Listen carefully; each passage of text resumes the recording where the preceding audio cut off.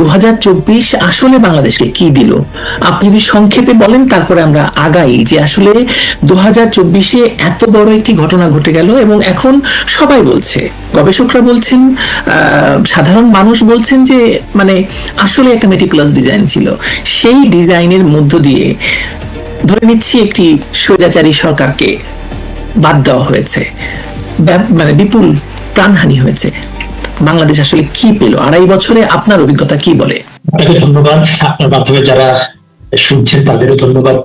আমি যেটা মনে করি যে 2024-এ আপনার জুলাই আগস্টে যেটা হয়েছে সেটা আসলে মেটিকুলাসলি ডিজাইনড, মানে খুবই সূক্ষ্মভাবে পূর্ব পরিকল্পিত দেশি বিদেশি অর্থায়ন মুক্তিযুদ্ধে বাংলাদেশটাকে একটা মানে ব্যর্থ রাষ্ট্র, বিশেষ করে একটা সাম্প্রদায়িক এবং উগ্রবাদী রাষ্ট্রে পরিণত করার মানে একটা দেশি বিদেশি তৎপরতা, চক্রান্ত, ষড়যন্ত্র যাই বল।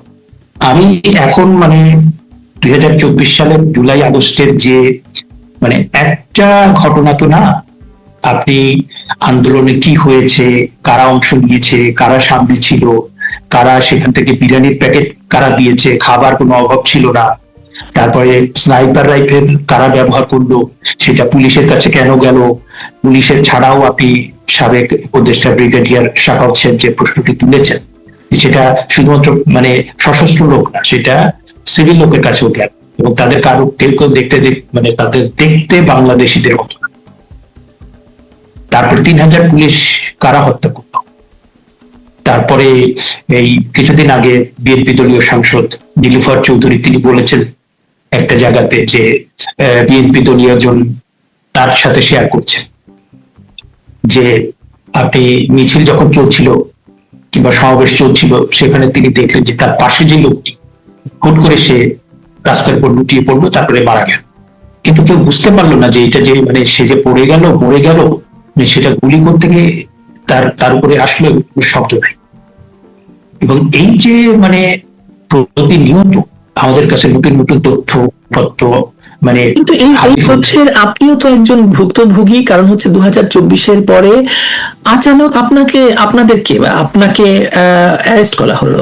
তার মানে হচ্ছে যে 2024-এর যে ডিজাইনটি চলেছিল তা তো মানে আপনাকে তার অংশ করে ফেলা হলো। না, আমি তো ধরেন যে আমার আমার যে শিক্ষা জীবন, আমার ছাত্র জীবন থেকে আমি রাজনীতি, সংস্কৃতি, তারপরে প্রগতিশীল নানা আন্দোলনের সাথে জড়িত, পড়াশোনাও করি, গবেষণাও করি, চেষ্টা করি এবং আমি আমার সারা জীবনে কয়েকটা বিষয়ে কোনো আপোষ করিনি। একটা হচ্ছে মুক্তিযুদ্ধ, বঙ্গবন্ধু, বাংলাদেশ। এই তিনটা বিষয়ে আমি সবসময় কোন রকম আপোষ করিনি। এটাকে আমার বটম লাইন বলতে পারেন, এটাকে আমার নানাভাবে আপনি চিত্রায়িত করতে পারেন।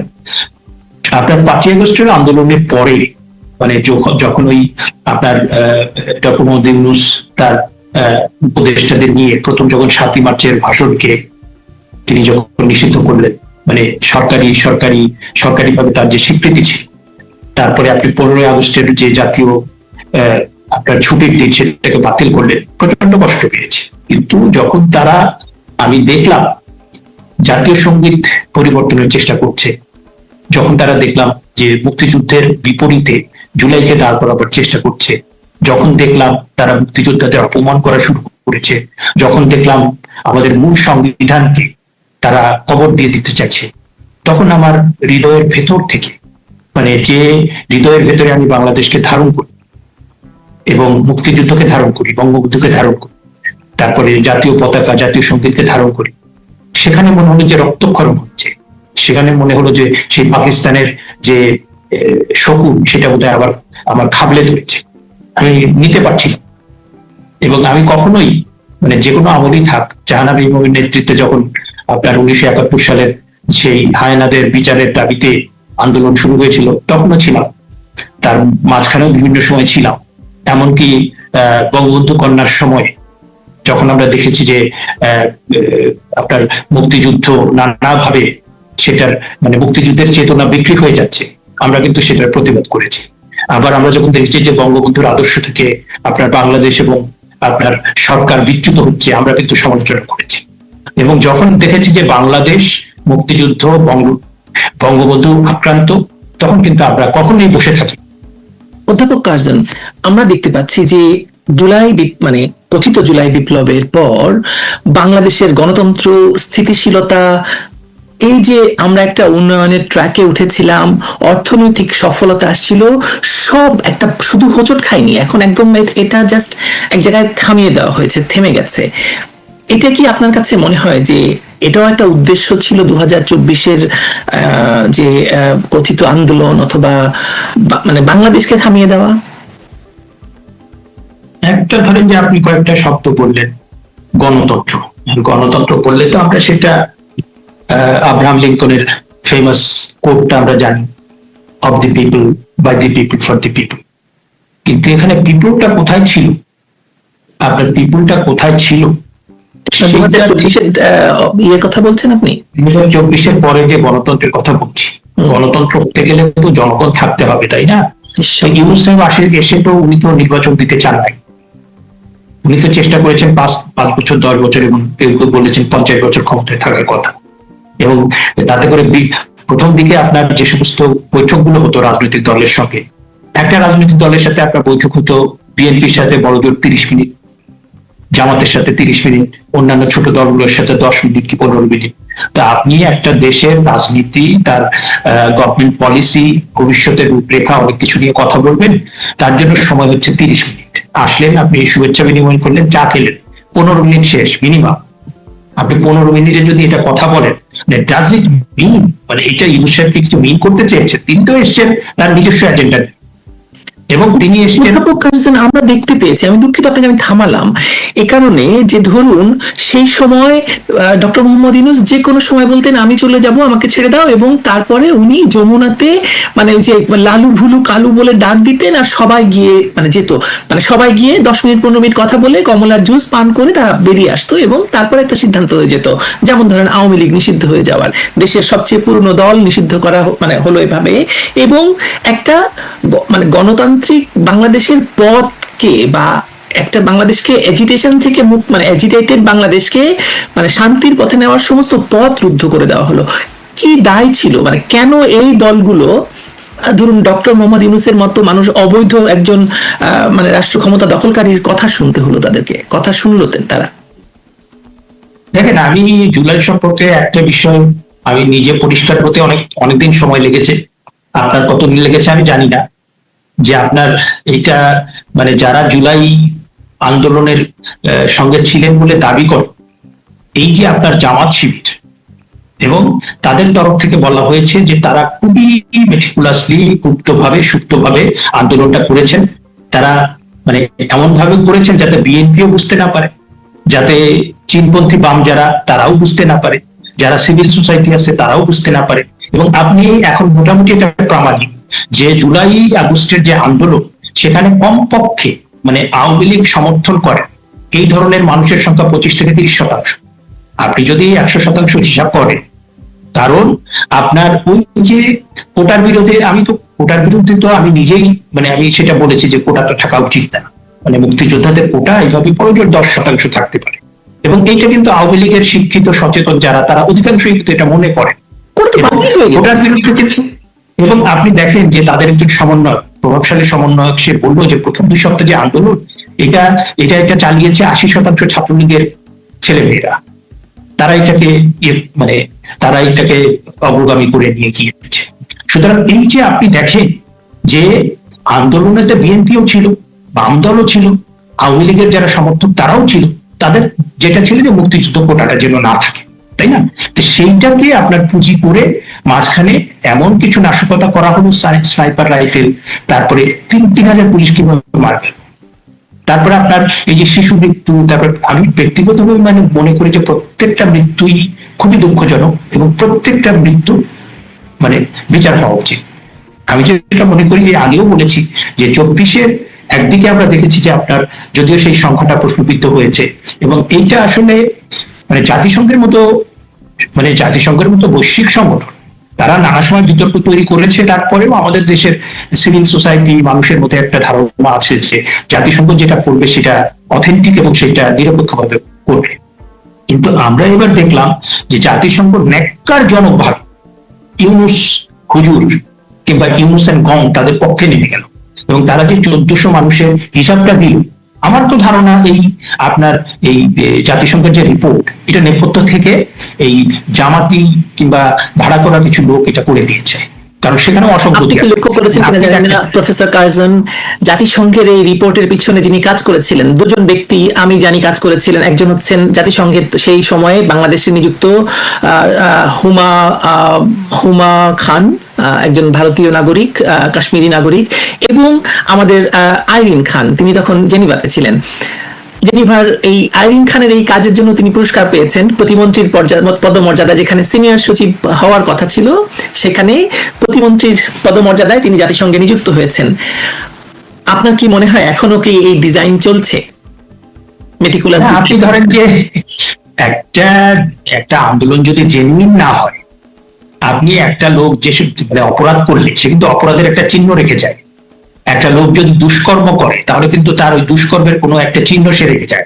আর আপনি যখন দেখেন আমার মুক্তিযুদ্ধ হয়েছে, তাই না, মুক্তিযুদ্ধ হয়েছে, আমি যখন একটা ভালো কাজ করব তখন তো আমার ভিতরে কোনো গিলটি কিংবা কোনো ধরনের আপনার ফল্ট থাকবে না, তাই না? আমি যখন একটা ভালো কাজ করবো, আমার ভাষা আন্দোলন, আমার 69-এর গণ অভ্যুত্থান, আমার মুক্তিযুদ্ধ, 90-এর গণ আন্দোলন, ওই সেটা নিয়ে তো এরকম কোনো আমরা প্রতারণা দেখি না, সেটা নিয়ে তো এগুলো আমরা দেখি না। আপনি দেখেন যে ইউনুস সাহেব তো ওইটাও ঠিক করতে পারেন।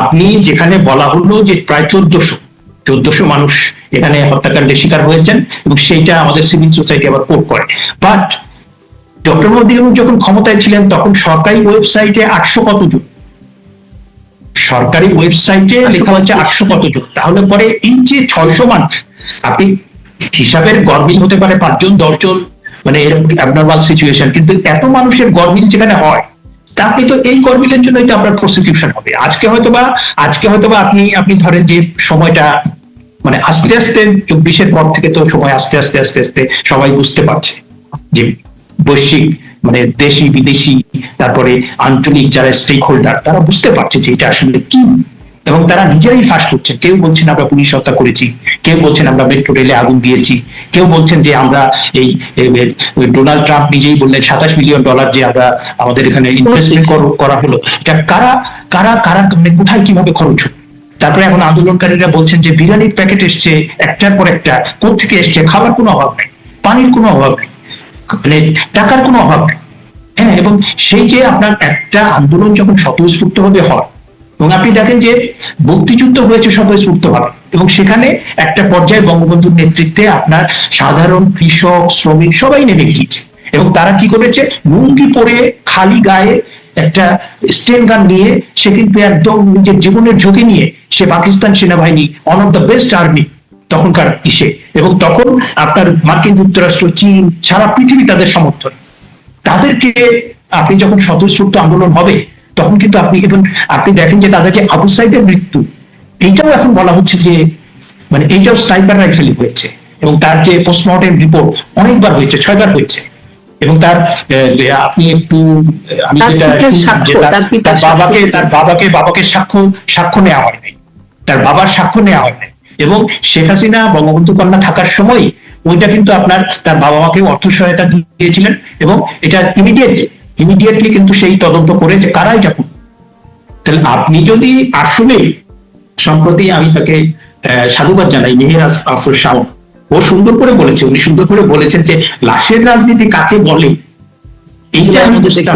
এবার 24-এ আমি বুঝতে পেরেছি যে বাবা তোমরা নিজেরাই হত্যা করে, হ্যাঁ এটা আমি অস্বীকার করবো না যে পুলিশের তরফ থেকে, র্যাবের তরফ থেকে শক্তি প্রয়োগ বেশি হয়েছে, কিছু হত্যাকাণ্ডের ঘটনা ঘটেছে, কিন্তু এখন তো আমরা জানতে পারছি যে শত শত মৃত্যু ঘটনার জঙ্গিদের পর সেটা পরে বঙ্গবন্ধু কন্যার উপর চাপানো হয়েছে। অধ্যাপক কার্জন, কেন তাহলে ইন্ডেমনিটি দিতে হলো, এই প্রশ্নটা কেন তোলা হচ্ছে না?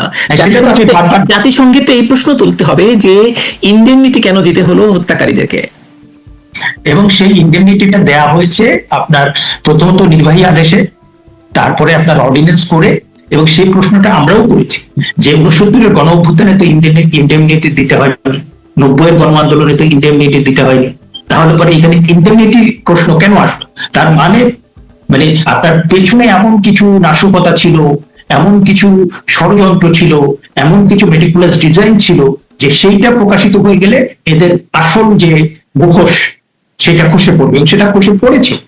সেটা করেছেও। এবং এই 2024-এর ইয়ের মধ্যে মানে এই যে মানে কথিত আন্দোলন, কথিত মেটিকুলাস ডিজাইন, এর ভিতরে আপনাদের অনেক শিক্ষক জড়িত ছিলেন। শিক্ষক রাজনীতির একটি বড় অংশ এটাতে এর ভিতরে ছিল। এই মানে এই 2-2.5 বছরে আপনি কোনো বদল দেখছেন এই শিক্ষক রাজনীতির, শিক্ষকদের ভেতরে? শিক্ষক রাজনীতির ভাবে জড়িত ছিল না, আমাদের ব্যক্তিগতভাবে কিছু শিক্ষক জড়িত ছিল। ওকে, ব্যক্তিগতভাবে শিক্ষক জড়িত ছিলেন, এবং কোনো কোনো শিক্ষক ওই অনেক আগে থেকে 5-10 বছর আগে থেকে ডক্টর মোহাম্মদ ইউনূসের মানে টিমের সদস্য।